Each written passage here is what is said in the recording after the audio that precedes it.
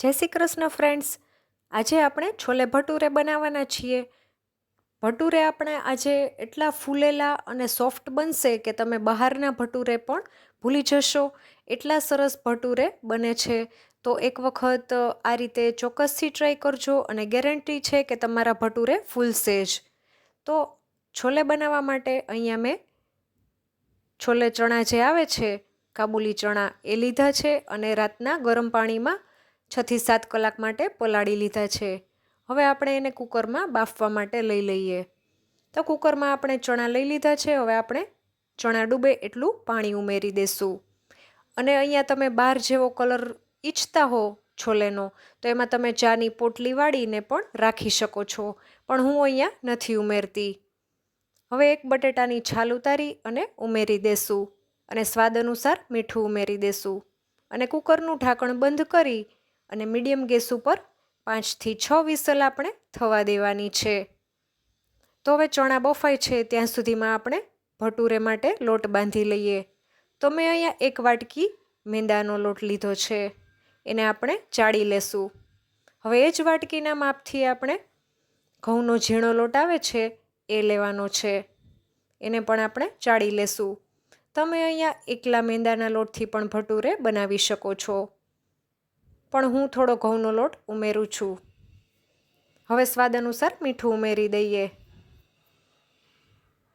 ત્યાર પછી એક ખાડો કરી વચ્ચે એમાં અડધું પેકેટ ઈનો, અડધી ચમચી ખાંડ અને ઈનો ઉપર જ આપણે થોડું ખાટું એવું 2 ચમચી દહીં ઉમેરી દેશું.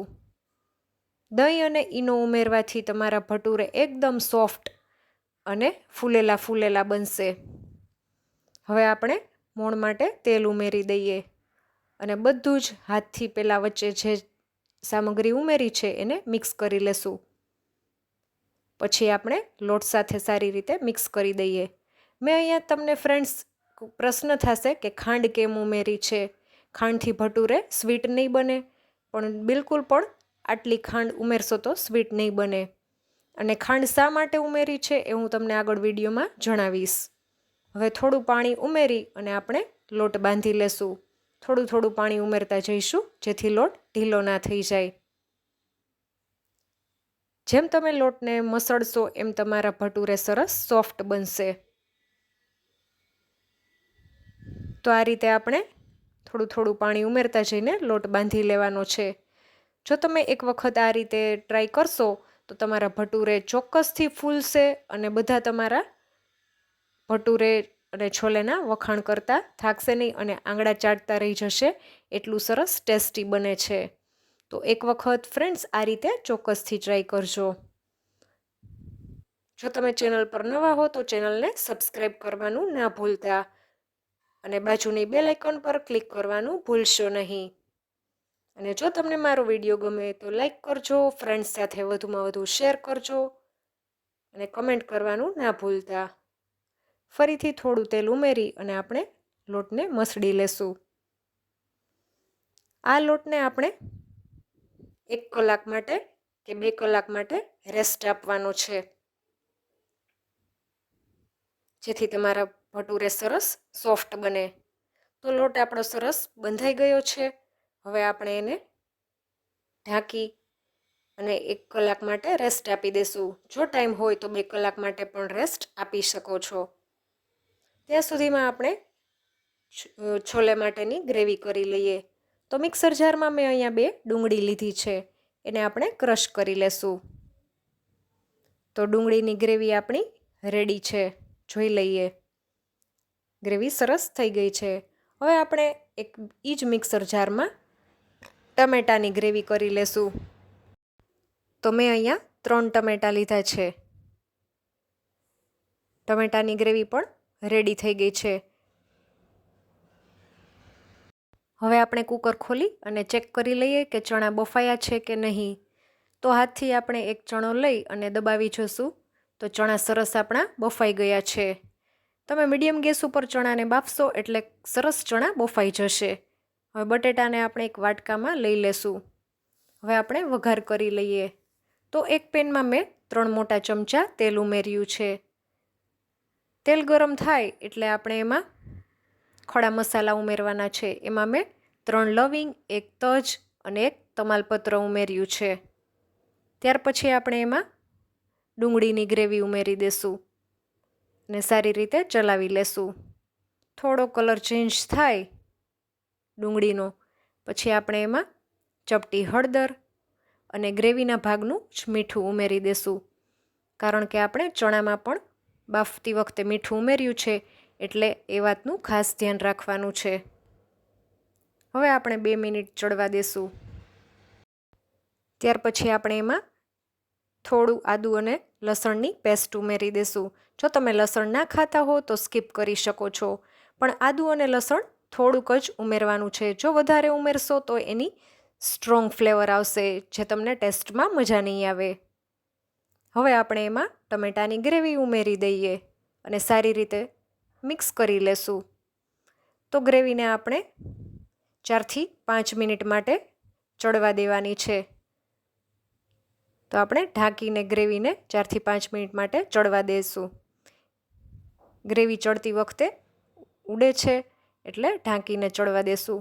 ગ્રેવી સરસ ચડી ગઈ છે. હવે આપણે એમાં 1 ચમચી ધાણા જીરું, 1 ચમચી લાલ મરચું પાવડર અને અડધી ચમચી ગરમ મસાલો ઉમેરી દેશું અને ફરીથી બધું સારી રીતે મિક્સ કરી લઈએ.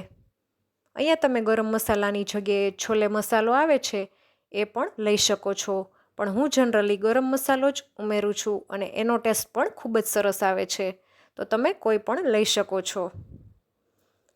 ફરીથી આપણે મસાલા કરી અને ગ્રેવીને 2થી 3 મિનિટ માટે ચડવા દેશું. 2-3 મિનિટ થાય, તેલ છૂટું પડી જાય એટલે આપણે એમાં ચણા બાફીને રાખ્યા હતા એ ઉમેરી દઈએ અને સારી રીતે મિક્સ કરી લઈએ. ચણા ઉમેરતી વખતે મેં પાણી કાઢી લીધું હતું. હવે બટેટું જે એક રાખ્યું હતું એને આપણે મેશ કરીને ઉમેરી દેશું. ફ્રેન્ડ્સ, બટેટું ચોક્કસથી છોલેમાં ઉમેરવાનું, કારણ કે બટેટું ઉમેરશો એટલે તમારી ગ્રેવી સરસ થીક બનશે અને છોલે ટેસ્ટમાં પણ ખૂબ જ સરસ લાગશે. એટલે બટેટું ઉમેરવાનું ભૂલશો નહીં. અને બધું આપણે સારી રીતે મિક્સ કરી લઈએ. અહીંયા આપણે જોઈએ એટલું થોડું પાણી ઉમેરી દેશું. તો ચણા બાફતી વખતે જે પાણી બચ્યું હતું એ જ પાણી આપણે ઉપયોગમાં લઈ લેવાનું છે. જો તમને મારો વિડીયો ગમે તો પ્લીઝ ફ્રેન્ડ સાથે વધુમાં વધુ શેર કરજો. તો હવે હું અહીંયા થોડું પાણી ઉમેરું છું, જેથી કરીને બટેટું ઉમેર્યું છે તો આપણા છોલે ડ્રાય ના થઈ જાય. અને સારી રીતે મિક્સ કરી લઈએ. એક વખત તમે આ રીતે ચોક્કસથી ટ્રાય કરજો. તમારા છોલે અને ભટુરે બેઉ ખૂબ જ સરસ બનશે અને બધાને પસંદ આવશે, એટલા સરસ બનશે. હવે આપણે ચણામાં બધા મસાલા ભળી જાય ત્યાં સુધી ઢાંકીને 2થી 3 મિનિટ માટે ફરીથી ચડવા દઈએ. તો 2થી 3 મિનિટ થઈ ગઈ છે. હવે આપણે ખોલીને ચેક કરી લઈએ. તમે જોઈ શકો છો ઉપર સરસ તેલ છૂટું પડી ગયું છે. તો હવે આપણા છોલે તૈયાર છે. હજી આપણે એમાં એક ઇન્ગ્રીડિયન્ટ ઉમેરવાનું બાકી છે, જે ચોક્કસથી ઉમેરવું. એ છે આપણે કસૂરી મેથી. તો 1 ચમચી કસૂરી મેથીને આપણે હાથમાં આ રીતે મસળી અને ઉમેરી દેવાની છે. ફ્રેન્ડ્સ, કસૂરી મેથી ઉમેરવી ખૂબ જ જરૂરી છે. છોલેમાં કસૂરી મેથીનો ટેસ્ટ ખૂબ જ સરસ આવે છે. તો કસૂરી મેથી ચોક્કસથી ઉમેરવી ભૂલશો નહીં. અને છેલ્લે આપણે સમારેલી કોથમીર ઉમેરી દઈએ.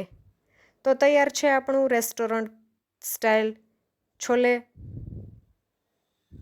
તો એક વખત આ રીતે ચોક્કસથી ટ્રાય કરજો. હવે આપણે ભટુરે બનાવી લઈએ. તો ભટુરે માટેના લોટને આપણે 1 કલાક માટે રેસ્ટ આપી દીધો હતો. હવે આપણે શું કરવાનું છે, તો આપણે આ હાથથી લોટને લઈ અને આ રીતના પટકવાનો છે. આ પ્રોસેસ આપણે 1 મિનિટ માટે કરવાની છે.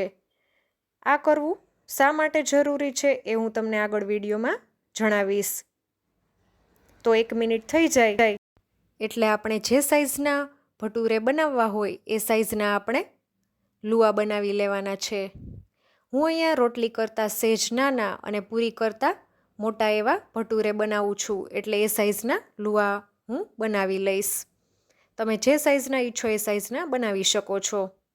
તો હવે આપણે લુવા બધા બનાવી લીધા છે. હવે આપણે થોડો કોરો લોટ લઈ અને પાટલા ઉપર ભટુરેને વણી લેશું. ભટુરેની થિકનેસ કેવી રાખવી? તો રોટલી જેટલી જ આપણે થિકનેસ રાખવાની છે. બહુ પતલી પણ નહીં અને બહુ જાડી પણ નહીં, એવી થિકનેસ આપણે ભટુરેની રાખશું. હવે આપણે તેલ કેટલું ગરમ હોવું જોઈએ એ ફ્રેન્ડ્સ ખૂબ જ જરૂરી છે. અને કેટલું તેલ આપણે કડાઈમાં લેવાનું છે એ જાણવું પણ ખૂબ જરૂરી છે. જો ઓછું તેલ હશે તો પણ ફૂલાશે નહીં. અને આપણે થોડો લોટ નાખી અને ચેક કરી લેશું તેલનું ટેમ્પરેચર. જો નાખ્યાની સાથે જ ઉપર આવી જાય તો તેલ સરસ ગરમ થઈ ગયું છે. હવે આપણે એમાં ભટુરેને તળી લેશું. અને ભટુરે તળતી વખતે આ રીતે આપણે જારાથી દબાવવાનું છે, એટલે ભટુરે સરસ ફૂલશે. જો એમનેમ જ રાખી દેશો તો ભટુરે ફૂલશે નહીં, એ વાતનું પણ ધ્યાન રાખજો. તો તમે જોઈ શકો છો આપણા ભટુરે કેટલા સરસ ફૂલી રહ્યા છે. હજી હું તમને બીજા ભટુરે પણ તળીને બતાવું છું. એટલા સરસ સોફ્ટ અને ફૂલેલા બનશે. અને ખાંડ શા માટે ઉમેરી છે એ હું તમને હવે જણાવું છું કે ખાંડ આપણે ઉમેરી એટલે આ ઉપર જે ગોલ્ડન કલર આવે છે એ તેના લીધે જ આવે છે. જો ખાંડ નહીં ઉમેરો તો ભટુરે તમારા વ્હાઈટ કલરમાં લાગશે અને ટેસ્ટમાં તમને બિલકુલ પણ ખ્યાલ નહીં આવે કે આમાં તમે ખાંડ ઉમેરેલી છે. તો ખાંડ ચોક્કસથી ઉમેરવાની. આ રીતે તમે લોટ બાંધશો અને જ્યારે મેં લોટ બાંધ્યો ત્યારે પછી તમે 1 મિનિટ માટે હાથથી આ રીતના પટકી લેશો તો તમારા ભટુરે ઠરી ગયા પછી પણ એટલા જ સોફ્ટ રહેશે, એ વાતની મારી ગેરંટી છે. એક વખત મારી રેસીપીથી લોટ બાંધી અને તમે ભટુરે ટ્રાય કરજો અને મને કમેન્ટ કરીને જણાવજો કે તમારા ભટુરે કેવા બન્યા છે. હું તમને ચોક્કસથી કહું છું કે તમારા ભટુરે સરસ ફૂલેલા અને સોફ્ટ બનશે. તમે બહારના ભટુરે ખાવાનું પણ ભૂલી જશો, એટલા સરસ ઘરે બનશે. તો હવે આપણે ડીશ રેડી કરી લીધી છે. ભટુરેને આપણે છોલે સાથે અને ડુંગળી અને ટમેટાના સલાડ સાથે સર્વ કરશું. જો તમને મારો વિડીયો ગમ્યો હોય તો ફ્રેન્ડ સાથે પ્લીઝ શેર કરજો, લાઈક કરજો અને કમેન્ટ કરવાનું ના ભૂલતા. ફરી મળીશું નવા વિડીયો સાથે. ત્યાં સુધી આવજો. Thanks for watching.